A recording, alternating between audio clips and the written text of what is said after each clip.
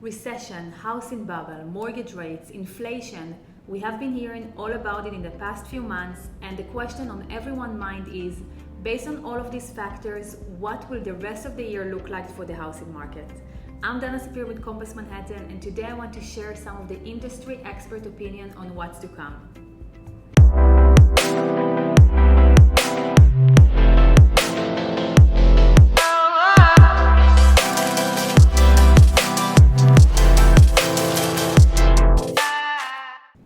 One of the few key factors affecting the market is inventory.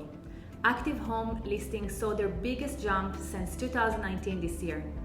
The number of homes available for sale is likely to grow in the second half of 2022, alleviating some of the stress buyers have been feeling and giving them more options. Realtor.com, however, recently estimated that the country is short by more than 5 million homes. The number of homes on the market dropped to a record low, a 50% decrease from 2 years ago. Supply chain and skilled tradespeople shortages are still slowing down the new construction and are further affecting the availability of homes on the market. There are many homes that are still on the market that are selling quick or receiving multiple offers. One of the hottest topics in today's real estate market is rising mortgage rates.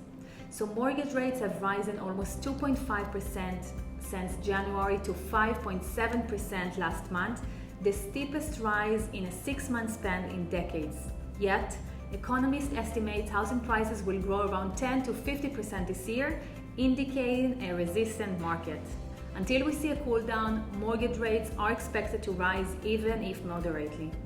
You may ask, why is there such a high demand and minimal supply in today's market? Economists and real estate professionals have some ideas.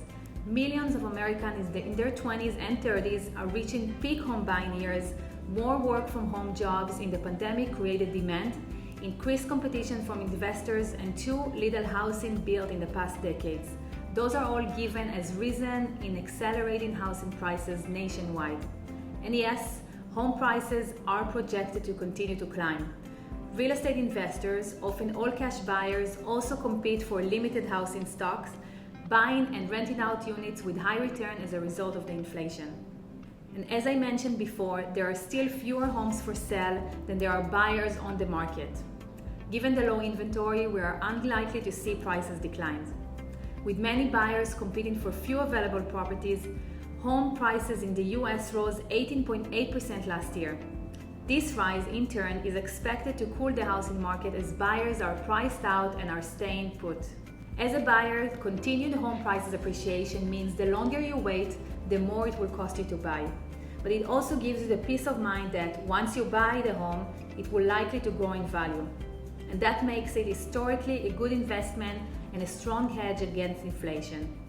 If you are selling, price appreciation is great news for the value of your home.